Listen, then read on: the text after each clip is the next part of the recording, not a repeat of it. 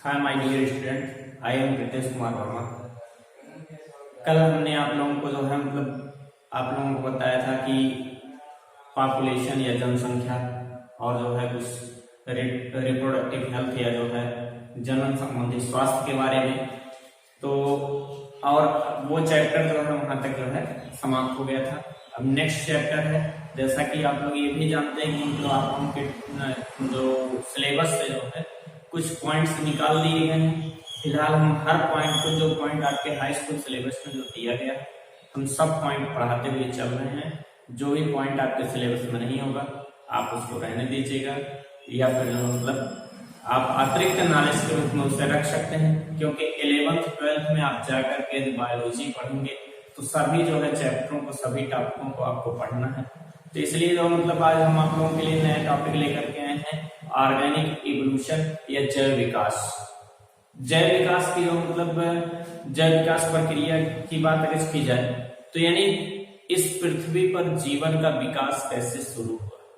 ठीक है, जैसा कि जो है भूगोल वेत्ताओं के अनुसार और भी जो वैज्ञानिकों के अनुसार ये सब चीजें जो सिद्ध की जा चुकी हैं कि जो हमारी पृथ्वी थी, इस पृथ्वी की जो है उत्पत्ति जो थी, वो उत्पत्ति जो है आप एक प्रकार से ये कह सकते हैं कि यानी एक जो है आप एक बड़े से आग के गोले की संरचना थी। आप कह सकते हैं सूर्य से जो टूट करके इसका निर्माण हुआ।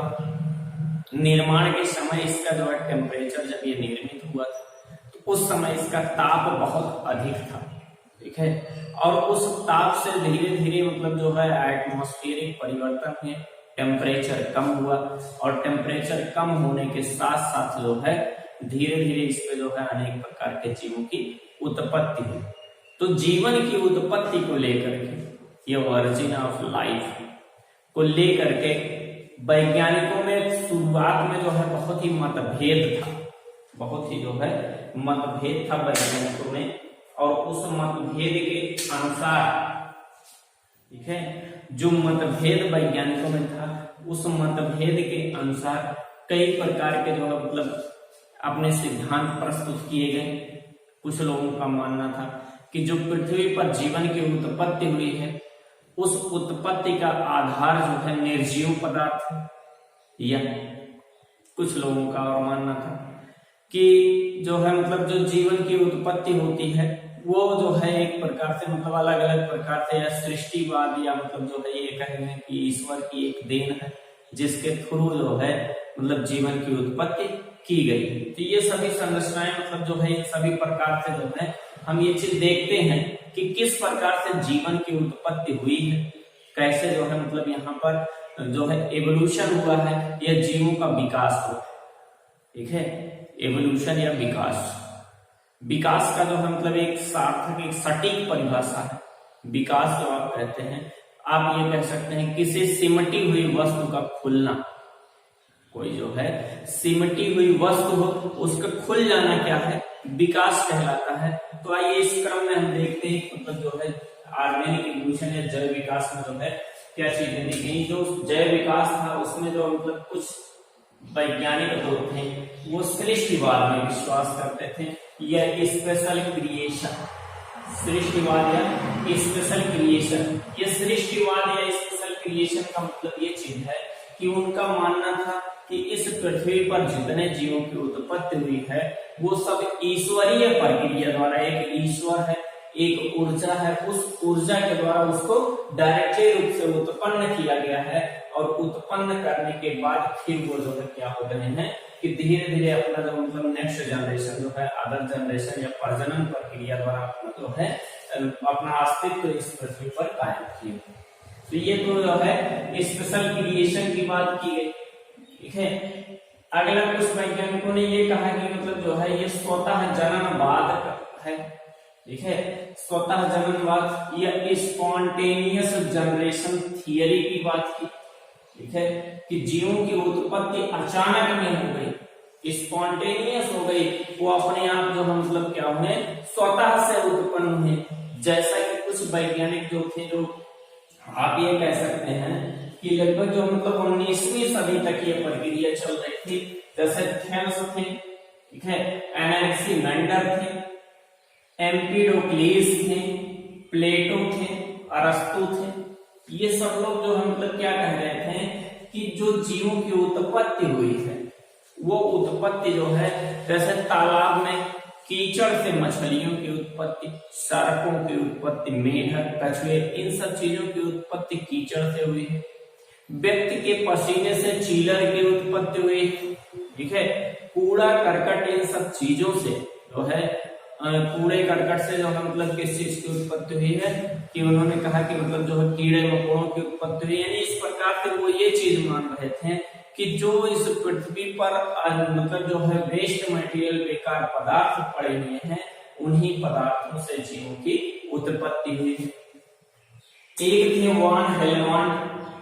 वान हेलमंट ने 1642 ईस्वी में जो है क्या कहा कि इन्होंने ये चीज कहा, यदि पसीने से भीगी हुई कमीज, यानी शर्ट या कपड़ा जो भी, या पसीने से भीगी हुई कमीज जो है गेहूं का चोकर रख करके अंधेरे कमरे में रख दिया जाए, ठीक है, अंधेरे कमरे में उसको रख दिया जाए तो 21 दिन में जो है चूहों की उत्पत्ति हो जाती है। वान हेलमंट जो है मतलब और लोग तो थोड़ा कम थे, ये और भी बड़े हो गए। इन्होंने कहा कि मतलब 21 दिन में चूहों की उत्पत्ति हो जाएगी। तो ऐसा ऐसा मतलब जो है सिद्धांत दिया गया, ऐसा ऐसा अपना जो है मतलब सोच प्रस्तुत किया गया, अपनी जो है बातें करी गई। और उससे जो है क्या हुआ कि कुछ और वैज्ञानिक थे जिन्होंने ये चीज कहा कि नहीं, जीवन की उत्पत्ति जो हुई है वो यहाँ पर उपस्थित जीवित पदार्थों के द्वारा हुई है, या जो है एटमॉस्फेयर में उपस्थित, वातावरण में उपस्थित जो जीव जो हैं उनके जीवाणुओं और बीजाणुओं से हुई है, ठीक है।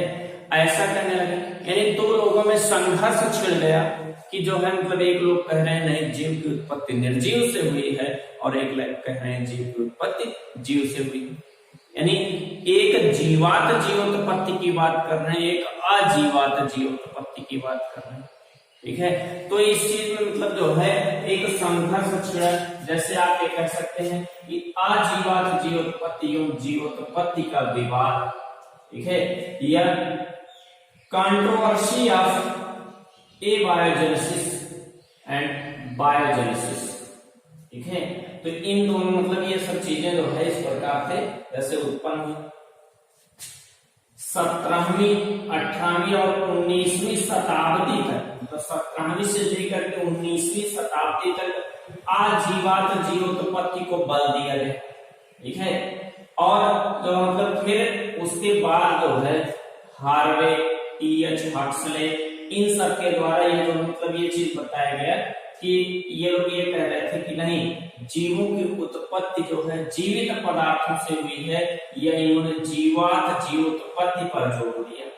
यह इन्होंने कहा ओमनिस वीवम ई ओवा, ठीक है, ओमनिस वीवम ई ओवा आर वीवो आर बायोजेनेसिस, ठीक है।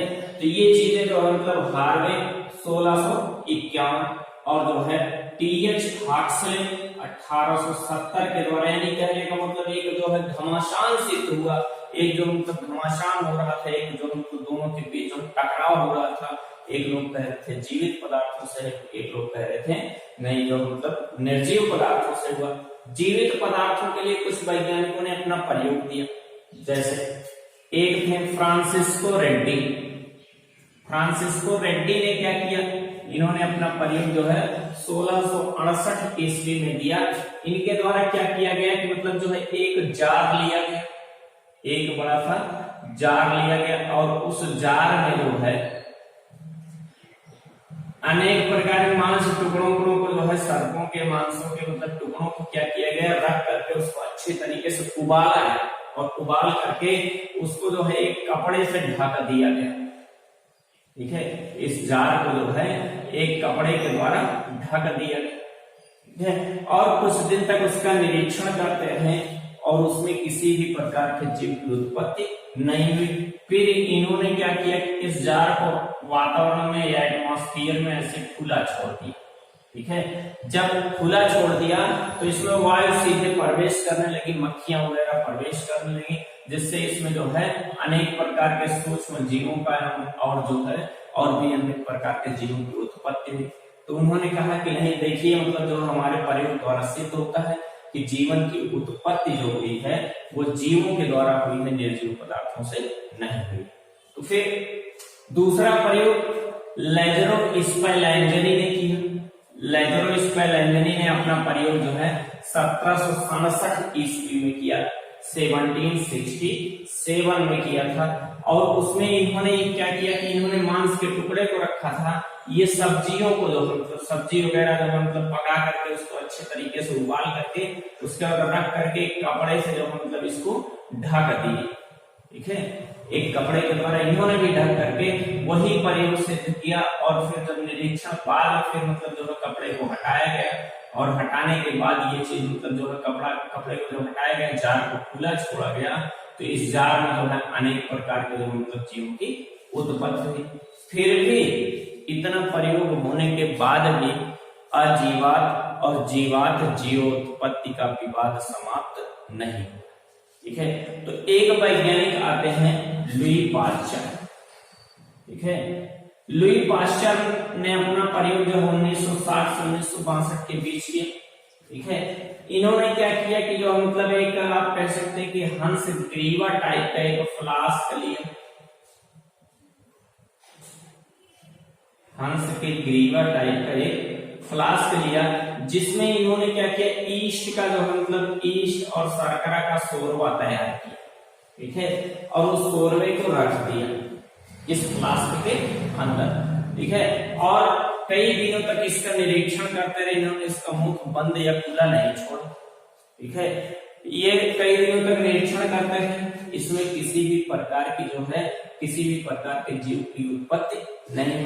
फिर इन्होंने क्या किया कि इस जो मतलब जार के मुख को तोड़ दिया, जो जार, इस जार के मुख को जो है तोड़ दिया,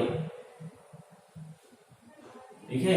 अब जार के मुख को जब तोड़ दिया गया तो जार के मुख को तोड़ने पर क्या हुआ कि वायु जो है इसमें डायरेक्टली प्रवेश करने लगी और वायु में उपस्थित अनेक प्रकार के जो भी जीव थे वो सब जो है मतलब क्या होने लगे, इसके अंदर इनके जीवाणु बीजाणु प्रवेश करने लगे, जिससे जो है नए जीव की उत्पत्ति हुई। और इस नए जीव की उत्पत्ति हुई मतलब जो है नए प्रकार के इसमें जो है तो आप कह सकते हैं कि नए प्रकार के जीव की उत्पत्ति हुई। और इसके बाद जाकर के इनके प्रयोग के बाद इनके प्रयोग को हंस ग्रीवा प्रयोग कहा जाता है, ठीक है। स्वान नेक जो है आप एक प्रकार से कह सकते हैं स्वान नेक थेसिस या जो है स्वान नेक थियरी कहा जाता है, यानी जो मतलब इस प्रकार से इनके प्रयोग के द्वारा यह सिद्ध हुआ। और जीवात जीव उत्पत्ति और आजीवात जीव उत्पत्ति के लोगों के बीच जो मतभेद चल रहा था वो समाप्त हुआ। सब लोगों ने ये मान लिया कि जीवन की उत्पत्ति सजीवों से हुई, ठीक है। इसी में जो है मतलब एक अपनी परिकल्पना लेकर के, अपनी सोच लेकर के एक साइंटिस्ट और आए, आई ए ओपैरिन नामक साइंटिस्ट। और आई ए ओपैरिन नामक साइंटिस्ट जो अपनी सोच लेकर के आए, इसको जो है मतलब ओपैरिन की थियरी कही गई या ओपैरिन की परिकल्पना भी कही गई। इन्होंने अपनी थियरी जो प्रस्तुत की मतलब जो अपने थियरी की बात की आई ओपैरिन ने 1924 में, ठीक है, 1924 में यह इसे जो मतलब एक प्रकार से पदार्थवाद या भौतिकवाद कहा गया या मेटालिस्टिक थियरी के बारे में कहा गया। मतलब जो है मेटालिस्टिक थियरी की जो है एक बात की गई कि जो मतलब ये पदार्थवाद की बात की गई। और जिसे जो है 1936 में इनकी बुक में जो है, इनके बुक का नाम था द वर्जिन ऑफ लाइफ, ठीक है, जीवन की उत्पत्ति या द वर्जिन ऑफ लाइफ नामक बुक में ये परिकल्पना 1936 में प्रकाशित की गई, ठीक है, जिसमें इन्होंने अपनी परिकल्पना में इस मतलब जो अपनी परिकल्पना को 8 चरणों में ढाला और ये चीज बताया कि पृथ्वी की उत्पत्ति से लेकर के और जो है मतलब जीवन की उत्पत्ति तक की संपूर्ण बातों को जो है 8 स्टेप में या 8 चरणों में बताया। इनके द्वारा ये मानना था, प्रथम चरण के अनुसार प्रथम चरण में इन्होंने ये कहा कि जब पृथ्वी जो है, पृथ्वी की जैसे सबसे पहले उत्पत्ति हुई, उस समय उस पृथ्वी का टेम्परेचर जो था वो 5000 से 6000 डिग्री सेंटीग्रेड था, ठीक है। और इतना हाईएस्ट टेम्परेचर होने के कारण उस पृथ्वी पर उस समय तो कोई वस्तु जो मतलब कोई भी जो है स्थिति दिखाई नहीं दे रही थी। लेकिन जब टेम्परेचर धीरे धीरे कम होने लगा, कई वर्षों के बाद धीरे धीरे टेम्परेचर डाउन होने लगा, और उन्होंने कहा कि वो प्रथम चरण जो था वो परमाणु अवस्था थी या एटॉमिक फेज, ठीक है, परमाणु अवस्था थी। जब टेम्परेचर कम होने लगा तो जो है मतलब नाइट्रोजन, हाइड्रोजन, ऑक्सीजन, इन सब जैसे मतलब जो है तत्वों की उत्पत्ति होने लगी, ठीक है। नाइट्रोजन, हाइड्रोजन, ऑक्सीजन जैसे तत्वों की उत्पत्ति होने लगी। यानी जो मतलब इन्होंने ये बताया कि धीरे धीरे मतलब जो है क्या हुआ कि सबसे पहले जो है पृथ्वी पर वायुमंडल का निर्माण हुआ या एटमॉस्फेयर का निर्माण हुआ या वहां के वातावरण का निर्माण होना शुरू हो गया। ये प्रथम चरण की प्रक्रिया इन्होंने बताई। द्वितीय चरण में इन्होंने क्या कहा? द्वितीय चरण में इन्होंने कहा अणु एवं सरल कार्बनिक यौगिकों की उत्पत्ति। जो अणु थे, अणु एवं सरल कार्बनिक यौगिकों की उत्पत्ति की बात की, तो अणु एवं सरल कार्बनिक यौगिकों की जो उत्पत्ति हुई वो दूसरे चरण में इन्होंने कहा कि जो छोटे छोटे जो है परमाणु बने थे वो परमाणु आपस में जुड़ करके, ठीक है, आपस में वो जुड़ना शुरू किए और जुड़ करके जो है अणुओं का निर्माण करते।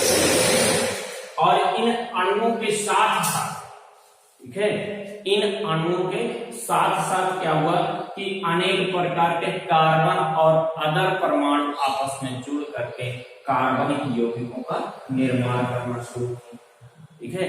कार्बनिक यौगिकों का निर्माण शुरू हुआ, जैसे कार्बन डाइऑक्साइड, ठीक है,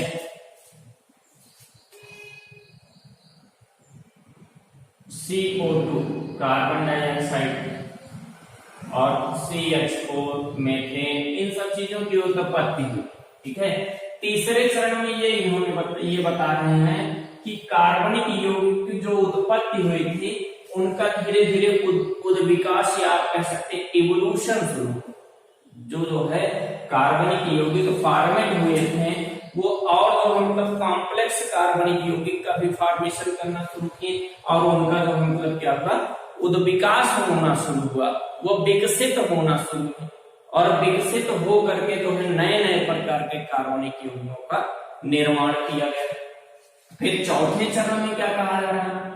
चौथे चरण में ये कहा जा रहा है कि वो कार्बनिक यौगिक आपस में जुड़ करके, ठीक है, छोटे छोटे कार्बनिक यौगिक आपस में जुड़ करके कोलाइड पार्टिकल का फॉर्मेशन करते हैं, ठीक है, कोलाइडी अणुओं का फॉर्मेशन करते हैं। इन्हीं कोलाइडी अणुओं को सिडनी और फॉक्स नामक साइंटिस्ट के द्वारा या सिडनी फॉक्स के द्वारा जो है इन्हें क्या कहा गया? माइक्रोमियर्स कहा गया, ठीक है। और ये प्रोसेस यानी कोलाइडी कणों का, इन सब चीजों का निर्माण लगभग 4.2 अरब वर्ष पूर्व हुआ था, ठीक है। और उन कोलाइडी कणों से जो मतलब जब कोलाइडी कण फिर आपस में कलेक्ट होने लगे, आपस में जुड़ने लगे, तो थोड़ा बृहत अणु का निर्माण हुआ जिसका नाम कहा गया क्वेसरवेट्स, ठीक है, क्वेसरवेट्स कहा गया। और हर क्वेसरवेट्स जो है अपना अलग अलग अस्तित्व स्थापित करने लगा, या जिसे जो मतलब कहा गया रासायनिक स्वाधीनता की स्थिति, या जो है केमिकली जो है इंडिपेंडेंट की स्थिति कही गई, ठीक है। रासायनिक रूप से वो क्या थे? स्वाधीन थे, अपने आप में जो है परिपूर्ण थे। उनमें क्या था कि मतलब जो है आप ये कह सकते हैं द्विगुणन की क्षमता थी, डुप्लीकेशन पावर था। तो ऐसे अणुओं का फॉर्मेशन हुआ। पांचवा, और ये जो मतलब ये प्रक्रिया 4.2 अरब वर्ष पूर्व थी और ये सब प्रक्रियाएं किसमें हो रही थी? ओशियन में, आद्य सागर में, जो पृथ्वी पर उपस्थित जो है जल है उसमें हो रहा था। पांचवें चरण में इन्होंने क्या कहा? स्वतः उत्प्रेरक तंत्रों की उत्पत्ति, ठीक है। ऑटोनॉमिक जो है कैटालिस्ट का फॉर्मेशन, कैटालिटिक सिस्टम का फॉर्मेशन हुआ, जीन्स का फॉर्मेशन हुआ, वायरसों की उत्पत्ति हो रही है, यौन जो है आप कह सकते हैं कि प्रो एनिमलों का फॉर्मेशन हुआ। तो ये सब जो मतलब ये प्रोसेस जो है 5वें चरण में इन्होंने कहा कि मतलब जो है अगले 4000 वर्ष पूर्व लगभग जो है इस प्रकार से जो है मतलब ऐसे उत्प्रेरक तंत्रों, ऐसे जीन्सों का फॉर्मेशन हुआ जिनमें जो है स्वतः द्विगुणन की या स्वतः डुप्लीकेशन पावर था। तो ऐसे जो मतलब इन चीजों का फॉर्मेशन हुआ। वायरस की भी बात की गई। वायरस जो होता है वो जो है लिविंग और नॉन लिविंग के बीच की कनेक्टिंग लिंक कही जाती है या संयोजक कड़ी कही जाती है, यानी वो जीवित, वो सजीव और निर्जीव दोनों का कैरेक्टर उत्पन्न करता है। अगले 6वें चरण में इन्होंने क्या बताया? 6वें चरण में ये बताया कि जो है 6वें चरण तक आते आते पूर्व केंद्रीय कोशिकाओं की उत्पत्ति हो गई। ठीक है, पूर्व केंद्रीय कोशिकाओं की उत्पत्ति हुई, यानी ये जो मतलब ये प्रक्रिया 3.8 अरब वर्ष पूर्व हुआ था। पूर्व केंद्रीय का मतलब प्रोकैरियोटिक कोशिकाओं। ठीक है, अब प्रोकैरियोटिक कोशिकाओं में जैसे आप कह सकते हैं बैक्टीरिया या साइनोबैक्टीरिया,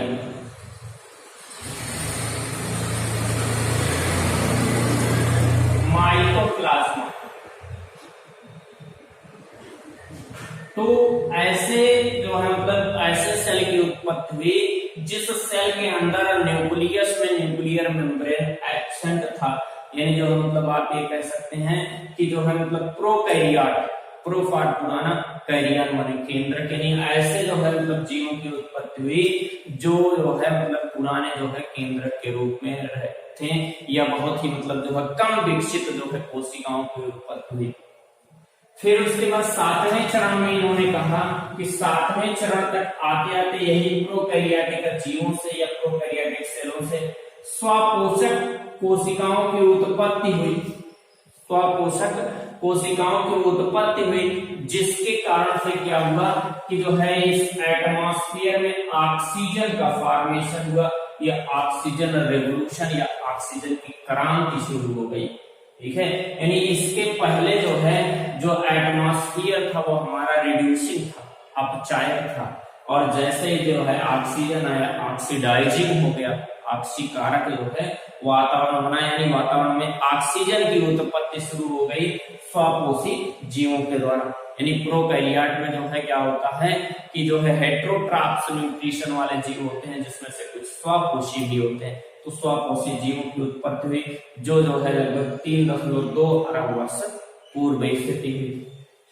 अगले 8वें चरण में जब ऑक्सीजन की उत्पत्ति हो गई तो उसके बाद इन्होंने 8वें चरण में कहा कि फिर जो है मतलब इस प्रकार से जब ऑक्सीजन की उत्पत्ति हो गई तो सुकेंद्रीय कोशिकाओं की उत्पत्ति शुरू हो गई।